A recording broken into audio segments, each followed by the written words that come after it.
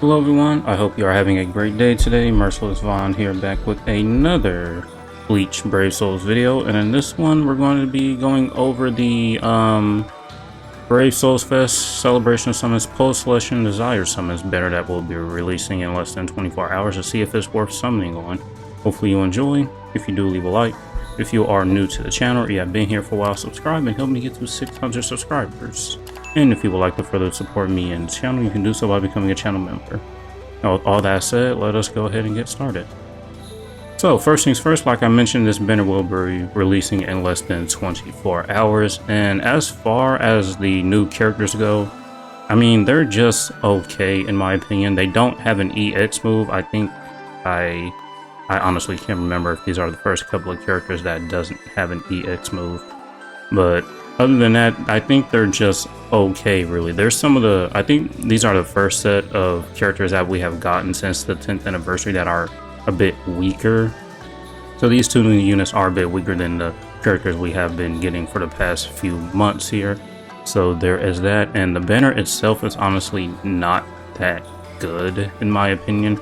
It's just a bunch of premium units with a couple of seasonal units thrown in here as well. So there's that. This is not a full 50 step up banner, this is a 41 step banner. So I mean at steps 5, 10, 15, 25, 30, 35 you are guaranteed a 5-star character. Then at steps 20 and 40 you do get to choose a new character's ticket. Yeah, these characters also do not have single summon, so there is that. The only way to get these characters would be now. But yeah, these characters, I think they're just, I would call these characters probably what's this, modern day or new meta basic characters. And what I mean by that is, back in the day you just have mid-month banners that would just be kind of like okay characters that are easy to skip. I think this is just basically what these characters now, but just updated, since we have like the superior strong attacks, status summon plus and killer plus skills and all that other stuff, and EX skills. These are just basically those kind of mid-month characters that are just okay and are easy to skip, really. So you can just definitely do that with these characters. But they are, you know, still, I mean, newer, up-to-date modern characters is what I will call these units. So as for the featured units, we can go over them very quickly.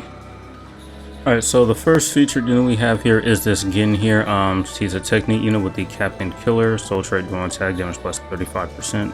So as you can see, this unit doesn't even have Killer Plus. So this banner isn't really worth it already. Melee unit with Lacerate on all of his attacks, not even Lacerate Plus. Yeah, this banner is not worth it at all. Sprinter plus 1, Long Reach, DOS Soul Reaper damage 50%, Bruiser 85%, Berserker 50%, Decreased damage taken 16%, Paralysis resistance 100%, Flurry plus 1, plus 2 in Guild Crest, increased melee damage 10%, 30 in Guild Quest. Team/party, increased Soul Reaper damage to status summon affected enemies 30%, Poise, Guard Break, increased killer effect 30%, and 50 in Guild Quest. So yeah, that's pretty much this again. So he must have came out before the 8th anniversary, or not the 8th anniversary, 9th anniversary. Alright, so up next we do have the Soshiro, who's a power unit with the Ranker Killer. Now that I mention it, I think these units actually came out after the 9th anniversary, so the fact that units like these didn't get Killer Plus or Status Summon Plus is kind of weird. But anyways, Soul Trade, Strong Attack damage plus 35%, range unit with Frost on all of his attacks, innate skills, Sprinter, Havoc, Guard Break plus hit hidden enemies, Berserker 75%, Devastation 60%, reduce Strong Attack cooldown 12%, increase Super Technique Link Slot Potions plus 10, increase Technique Link Slot Potions plus 5, Frenzy plus 2, increased status summon chance against technique attribute enemies, damage from frozen enemies 40%, weaken defense, and the status element spiritual pressure boost 80%. Up next here we have this Riruka, who is a heart unit with the Hollow Killer, Soul Trade damage inflicted at full stam 30%. Range unit would drain on all of her attacks. She has the enemies defeated bonuses here. You can see the bonuses she gets for defeating the required number of enemies there. Innate skills, Sprinter plus 1, Team/party stamina recovery 20%, Siphoner every 5 seconds, Berserker 40%, Devastation 60%, reduce strong attack cooldown 12%, full stamina damage boost 30%, fire resistance 100%, Havoc Frenzy plus 2, weaken defense, long strike, guard break, any status element, spiritual pressure boost 80%. She's an okay unit. You know, there is the Kaimai Quest human affiliation one, so this is a unit you definitely can use in there. That will be a good option. Up next, we have this Momo here, who is a Heart Soul Reaper killer unit. Soul trait, Heart drop with drop plus 30%. Ranged unit, no status element. She does have a boost on her SA2. Innate skills, Sprinter, Havoc, Dodge Soul Reaper damage 50%. Berserker 60%. Reduce strong attack cooldown 12%. All status elements resistance 100%. Increase hard droplets plus 10. Increase hard droplet drop 50%. Frenzy plus 1. Increase damage to enemies not affected by an ailment 100%. Enhancer, guard break, and booster. And that's pretty much it for this unit. Up next here we have this Rukia, who is a power unit with the Ranker Killer. Soul trait, strong attack, recharge time minus 12%. Range unit with frost on all of her attacks except her SA2. There is a heal on her SA2. Innate skills, Sprinter, Medic, freeze resistance 100%. Team/party power attribute, strong attack, recharge 20%. Full stamina damage boost 20%. Rampage, Havoc, Frenzy plus 2, Defibrillator plus 5 seconds. Increased status element chance against technique attribute enemies.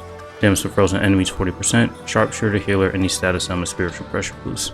I think so far, out of all the featured units, this is probably the best one, and she's, I think, the oldest one so far.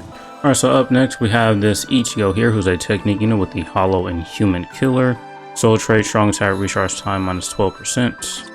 He's a ranged unit with weakening and drain on all of his attacks. Innate skills, Sprinter plus 2, Havoc, full stamina damage boost 20%.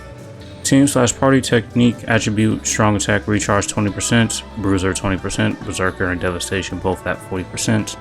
Frenzy plus 2, Defibrillator plus 5 seconds, increased status element chance against speed attribute enemies. Team/party increased technique attribute character, strong attack damage 20%, Sharpshooter, any status element spiritual pressure boost 80%. This unit can definitely still be used. He has a great skill set and a good combination of strong attacks. You would definitely need him max percentage though to get, I guess, somewhat use out of him nowadays. Alright, so that's pretty much it. It's not a big pool of featured characters in here. So is this a banner you should summon on? First, I'm gonna just go ahead and say, if any of these characters are your favorite from the Bleach series, I mean, me personally, Aizen is my favorite character from Bleach, and if I were to summon, I would be trying to summon for him. Or if Bamietta is your favorite character, you would like to summon for her, then by all means, go ahead and summon. This is a game. Games are meant to be played to have fun, so if summoning for these characters and trying to collect all the characters in the game once you have fun, then by all means, go ahead and have fun. These are your orbs, you can do whatever you want with them, but I would highly advise you to skip this banner because it's just not good. None of the characters on here besides the featured ones have like any of the modern skills, I would say. Well, I say modern, but no, we've been in this meta for about about a year now, so I guess you could say this is the new modern era of Bleach Brave Souls. So yeah, and none of the featured units on here are like new modern characters that have the modern skills needed to be like really good nowadays. So that's just like a skip entirely. The two new units themselves, these are probably the weakest characters we have gotten in the past few months, like I mentioned earlier. So you can definitely live without these characters. So this is probably the easiest skippable banner that we've gotten since the 10th anniversary, honestly, that I think, in my opinion. So this is good. You can save your spirit orbs for the end of year banner next month. That's definitely great. Or if you're someone that wants to summon an end of month banner coming out in a couple weeks, you can do that too. But at this point, you would probably want to start saving for the end of year banner. And so with all that being said, that is going to be it with this one. Hopefully you guys enjoyed. Thank you for watching. And as usual, until next time.